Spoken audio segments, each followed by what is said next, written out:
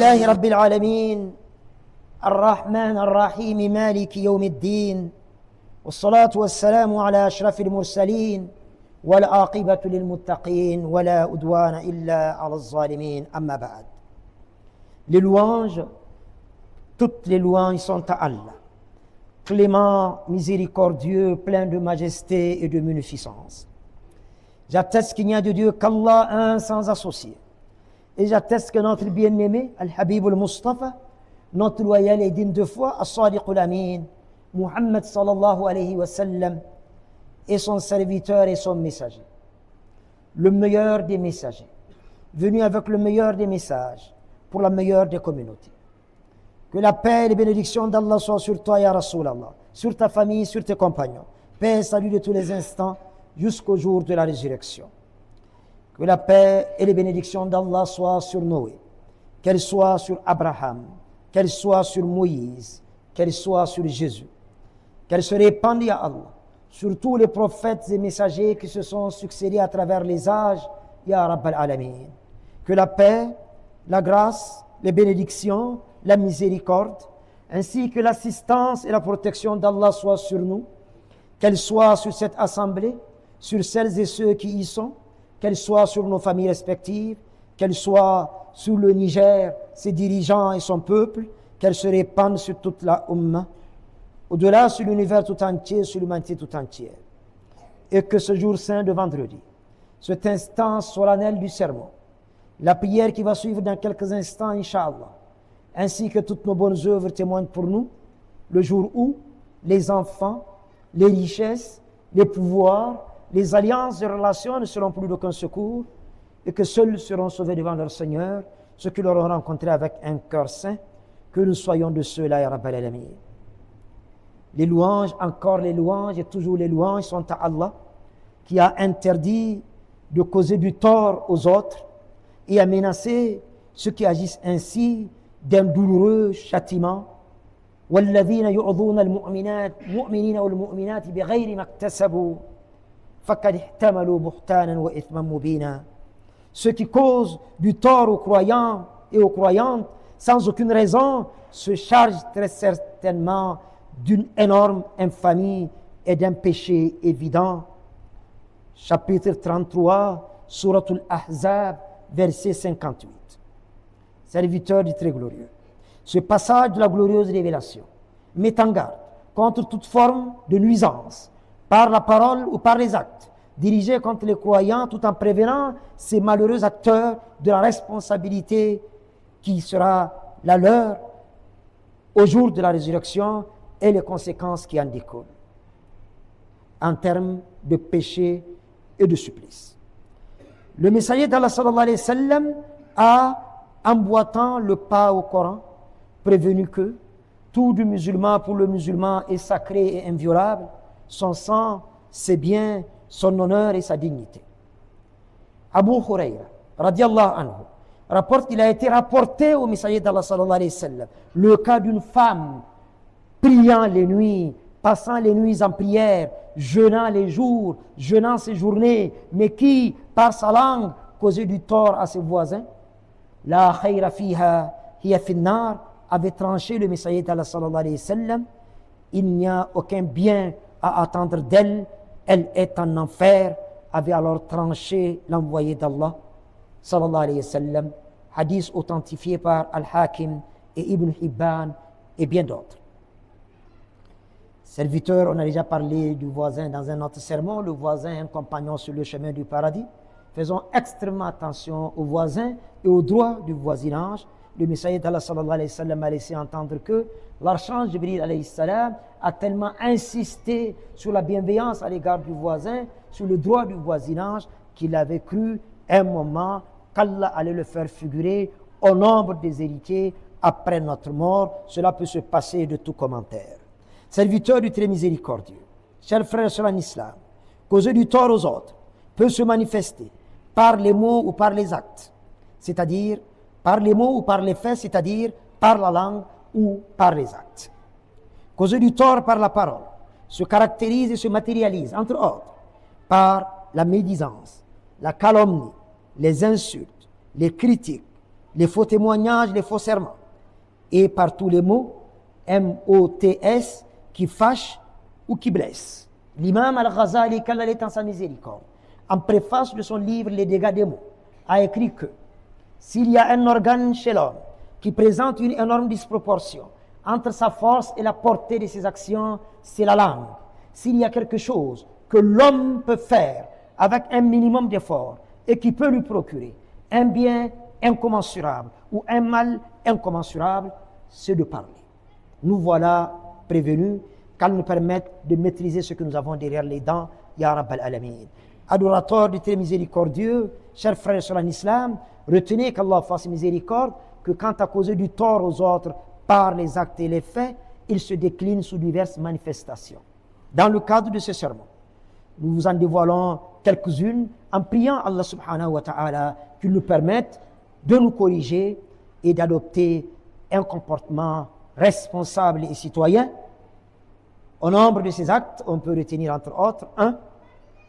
Le fait de déranger les voisins, on est passé par là il y a quelques semaines, le fait de déranger les voisins et parfois même tout le quartier par l'usage abusif de matériel de sonorisation lors des cérémonies de réjouissance et parfois même lors des prêches, surtout à des heures tardives de la nuit. Retenez pour votre information que selon les spécialistes en la matière, qu'au-delà de 60 décibels, le bruit devient nuisible et préjudiciable à l'équilibre nerveux et menace la santé. Pour avoir une idée de cette unité de mesure du son, apprenez, toujours selon les spécialistes, qu'un ronfleur porte à 70 décibels le niveau sonore d'un appartement calme qui est de 30 décibels. Au-delà de 60, il y a déjà problème. Un ronfleur fait porter le débit sonore d'un appartement à 70 décibels. Cela également peut se passer de tout commentaire. Retenez également, chers frères et sœurs en islam, que si nous n'avons que faire de nous reposer, de dormir, parce que nous avons passé toute la journée à dormir, il n'y a rien à faire, notre repas est pris en charge par les parents, notre voisin à côté, qui lui n'a pas dormi depuis 3 jours pour cause de maladie, vient juste de trouver le sommeil à 23h55, heure à laquelle nous avons décidé de faire bouger tout le quartier. Serviteur du très miséricordieux, l'usage des pétards aux veilles des fêtes est à verser dans le même registre de causer du tort aux autres. Le vendeur de pétards et l'acheteur qui en fait usage sont associés dans le péché, qu'Allah nous éclaire et nous voilà prévenus. Sur le registre de causer du tort à autrui figure en bonne place 2. Le fait de déranger les voisins en les surprenant dans leur intimité par la construction de maisons à étages dont les fenêtres donnent sur leur cour et parfois même sur leur chambre à coucher ou leur toilette. Serviteur du très glorieux. 3. Refuser de se plier aux exigences posées par les spécialistes en la matière en période de maladies contagieuses ou de pandémie en termes de mesures barrières participe de causer du tort à autrui par les actes, qu'Allah nous éclaire. Serviteur du très glorieux, du très miséricordieux, au nombre de causer du tort à autrui par les actes, 4 figure en bonne place, il est à signaler le fait de déranger les autres sur les voies publiques. Les routes, sans appartenir à personne, appartiennent à tout le monde. Causer du tort aux autres en la matière consiste à les transformer en dépotoirs, où sont déversés toutes sortes de détritus, de restes de nourriture et même parfois des cadavres d'animaux. S'il est vrai que l'État, en premier, doit créer les conditions pour rendre tous les quartiers résidentiels ou périphériques salubres, viables, en les dotant des infrastructures nécessaires et en assurant tous les services de voirie qui les accompagnent, il est tout aussi clair qu'il est du devoir de tous et de chacun de veiller à la propriété des voies, à l'entretien des arbres qui l'embellissent et à la pérennisation de leur praticabilité, au nom d'un vivre ensemble citoyen et responsable. Serviteur du très miséricordieux, brûler des pneus sur les voies bitumées pour cause de manifestation, ou pour que sais-je encore, s'en prendre aux lampadaires et aux feux optiques, ériger des cassis barbares et sauvages, sans aucune autorisation préalable des autorités, participe également de causer du tort aux autres sur les voies publiques. Serviteurs du très miséricordieux, chers frères et sœurs en islam, en parlant des cassis justement, l'on peut aisément constater que presque personne ne se soucie, ne se dérange à colmater la plus petite brèche, le plus petit nid de poule sur la voie publique passant devant notre maison. Mais dès lors que les autorités rendent la voie un tout petit peu praticable en déversant quelques voyages de l'artérite, alors nous sommes prompts à ériger des cassis tous les 5 mètres et déranger les usagers, malheureusement. Je comprends que l'on veuille se protéger, que l'on veuille protéger notre progéniture, parce que parfois, ce ne sont pas des chauffeurs que nous avons au volant, mais des vandales. qu'Allah me pardonne d'utiliser cette expression, il est bon, justement, de se protéger, de protéger les autres. La darar wa la dirar, dit le messager d'Allah sallallahu alayhi wa sallam. Mais en érigeant des cassis, que ce ne soit pas tous les 5 mètres, avoir l'autorisation de le faire, et que ce soit un cassis standard, aux normes, qu'Allah nous éclaire. Serviteur du très glorieux, du très miséricordieux, déverser des tonnes de gravier, de sable ou de latérite, exposer des piles de paquets de ciment et de fer à béton, laisser des trous béants sur les voies, pendant parfois des mois, pour cause de travaux, sont aussi à verser dans le registre de causer du tort à autrui sur les voies publiques. Chers frères et sœurs en islam, construire des échoppes, ériger des hangars et parfois même des mosquées en empiétant, je souligne, en empiétant sur la voie publique est aussi arrangé sur les rayons de causer du tort à autrui dans le secteur concerné. Rappelez-vous, chers frères et sœurs en islam, que dégager un objet nuisible de la route est une aumône et que pareil acte constitue, selon le messager d'Allah sallallahu alayhi wa sallam, qui ne parle jamais sous l'emprise de sa passion, une élévation à un niveau de la foi selon un barème fixé et connu par Allah seul. Alors, si dégager un objet nuisible de la voie est une aumône et une élévation à un degré de la foi, devinez par vous-même ce qu'un acte contraire pouvait bien provoquer en termes de péché, qu'Allah nous éclaire. Chers frères et sœurs en islam, mal garer son véhicule alors qu'on a la possibilité de bien le faire, s'engager dans un dépassement interdit. Bref, le refus de se plier aux exigences du code de la route, s'adonner au volant à des folles courses-poursuites dans les cortèges dits de mariage, ponctués par des coups de klaxon stridents, figure sans conteste, cela va de soi, en bonne place sur la liste des torts causés aux autres, interdits par le Coran et la Sunna. Cependant, chers frères et sœurs en islam, permettre à un usager de mieux garer son véhicule ou le laisser passer alors qu'on a la priorité, en prenant soin de regarder que quelqu'un n'est pas en train de nous doubler, s'il vous plaît.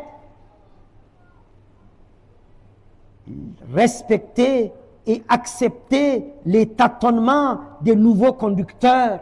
Personne n'est né avec un volant accroché à la cheville. Heureusement pour nos mamans, quand on est riche en or ou en savoir, ça soit ménager l'indigence des autres. Quelqu'un est en train d'apprendre, maintenant encore fort heureusement, c'est même écrit nouveau conducteur, mais assez souvent nouvelle conductrice. Eh bien donc, sachant respecter ces gens-là, permettons-leur d'apprendre comme nous-mêmes nous sommes passés par là. Être attentif aux sollicitations des piétons désirés de traverser la voie. Laisser passer les dockers traînant leurs charrettes surchargées sous un soleil de plomb alors que nous sommes dans notre voiture climatisée, le réservoir plein après avoir quitté notre bureau climatisé pour nous rendre à notre maison climatisée. Eh bien, chers frères et sœurs en islam, tout ce que nous venons de citer constitue, à n'en point douter, des aumônes susceptibles d'alourdir notre balance de bonnes œuvres et la faire pencher, la faire basculer du bon côté. Serviteurs du très glorieux, chers frères et sœurs en islam, causer du tort à autrui par les actes consiste également à déféquer ou à uriner sur les voies publiques, dans les cours d'eau potable et à l'ombre des arbres où les personnes se reposent.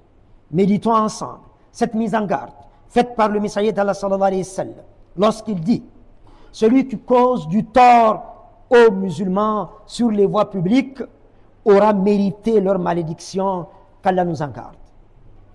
Chers frères et sœurs en islam, en parlant de l'interdiction de causer du tort à autrui à la lumière du Coran et de la Sunna, nous aimerions rappeler, en remontant le temps et l'histoire, que c'est 15 ans après le début de la révélation coranique, 15 ans après le début de la révélation coranique, à Médine, 13 ans à la Mecque, 2 ans à Médine, 15 ans plus tard, qu'autorisation de se défendre pour la première fois sera donnée aux musulmans, comme pour nous rappeler que l'islam, dont le message divin a commencé par l'impératif « Iqra », lis, ne s'est pas imposé par le sabre, mais par le verbe, par la sagesse et la bonne exhortation. L'islam qui invite les poissons égarés dans le désert que nous sommes à rejoindre la mer. Les poissons égarés dans le désert que nous sommes à rejoindre la mer. A-t-il besoin de mobiliser des chars, de dresser des canons, de détourner des avions, de larguer des bombes, de dissimuler des mines, de s'armer de Kalachnikov pour faire passer son message? Non, 3 fois non. Non. D'ailleurs, le mot sabre ou épée n'apparaît pas une seule fois dans le Coran, alors qu'il y est mentionné 406 fois dans les anciennes écritures. Et même quand la guerre devient inévitable et la défense obligatoire, la riposte militaire obéit à un certain nombre de règles définissant l'éthique du combat et le code moral du combattant. Le messager d'Allah sallallahu alayhi wa sallam a interdit sur le terrain des opérations militaires de s'attaquer aux femmes, aux enfants, aux vieillards, aux invalides, aux moines qui sont retirés dans les monastères pour dire que ce n'est pas une guerre où il faut faire taire une religion et faire parler une autre. Nous sommes désolés pour ceux qui soutiennent pareille assertion. Non, 3 fois non. Il ne suffit pas de vouloir pour voir sa volonté transformée en réalité, fort heureusement. Les femmes, les enfants, les vieillards, les invalides, les moines, pour reprendre le jargon du droit international humanitaire d'aujourd'hui, les civils, 15 siècles plus tôt. L'islam n'a pas de leçon à recevoir de qui que ce soit. Seul quand nous-mêmes nous donnons la corde pour nous attacher ou le bâton pour nous battre. Seuls sont concernés par les combats. Ceux qui sont le sabre au clair, sur le champ de bataille, menaçant de vous tuer si vous ne les tuez pas. Il a également interdit, sallallahu alayhi wa sallam, d'incendier les récoltes ou d'assécher les ressources d'eau potable ou les empoisonner. De n'abattre les arbres et les animaux que pour la nourriture. Il a interdit d'achever les blessés ou de mutiler les morts. Même les morts sont à respecter en islam, etc., etc. Et ce, 15 siècles avant la Convention de Genève. Serviteurs du très glorieux, du très miséricordieux, retenez pour terminer que causer du tort aux autres peut s'opérer aussi sur un tout autre plan dans le cadre de nos rapports avec l'administration ou sur le terrain de la quête du savoir dans nos rapports avec ceux qui nous enseignent.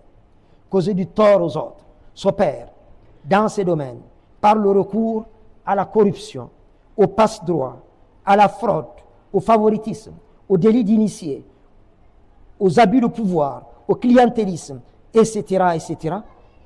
Je finis avec ce hadith. Amr ibn al-As, radiallahu anhu, a dit avoir entendu le messager d'Allah sallallahu alayhi wa sallam dire que toute société qui laisse sévir l'usure parmi ses membres sera éprouvée par les famines et les sécheresses.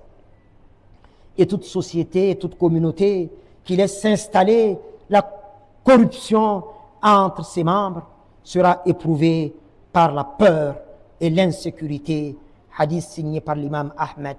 Qu'Allah nous vienne en aide, qu'Allah fasse que de nos œuvres, les meilleures soient les dernières, de notre vie, le meilleur soit sa fin, de nos jours, le meilleur soit ce jour-là, où nous aurons à croiser le regard avec la face resplendissante de notre Seigneur, auréolé de majesté et de gloire, de sur ce mimbar. Au moment où je termine ce sermon par la grâce d'Allah, j'aimerais vous rappeler à vous qui m'écoutez directement, à celles et ceux qui auront le sermon plus tard, qu'hier à 9 h, nous avons lancé le GAO. Le GAO, c'est la gestion automatisée du Hajj et de la Umrah. Le 30 septembre, nous avons lancé les activités pour le Hajj 2025-1446 de l'Hégire. Et hier, la machine s'est mise en marche pour enregistrer directement sur le système GAO. Hier, on l'a ouvert à 9 h. Le 31 décembre 2024, Inch'Allah, ce sera fermé. Notre prière est celle-là. 15 891 pèlerins à pourvoir. C'est le quota du Niger, de notre cher Niger, par la grâce d'Allah. 15 891 pèlerins. Qu'Allah, dans sa grâce infinie et par des moyens sur lesquels nous ne comptons même pas, qu'Allah nous permette de relever le défi, de rester dans la locomotive et non dans les derniers wagons, de ne pas avoir à demander, à écrire, à se plier, à supplier pour un quelconque report, que nous puissions, par la grâce d'Allah, pourvoir à ce quota de 15 891 pèlerins avant le délai annoncé du 31 décembre 2024. L'année passée, vous nous avez accompagnés par vos prières et par la grâce d'Allah, le meilleur des experts, le Hajj a été organisé dans des conditions acceptables.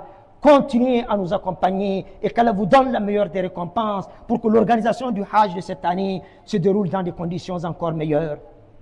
Ibrahim alayhi salam a prié pour la Mecque.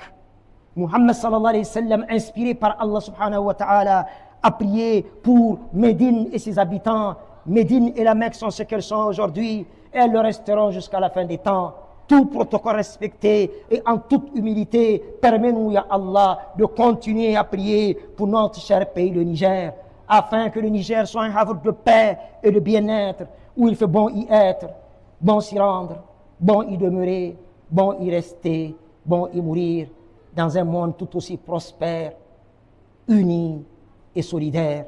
Que les armes se taisent en Palestine et ici au Niger, mais également partout à travers la terre, pas par les armes, mais par le verbe, par la sagesse, par la bonne exhortation, afin que ici et partout règne la paix, la cohésion sociale, la fraternité islamique, la parenté spirituelle.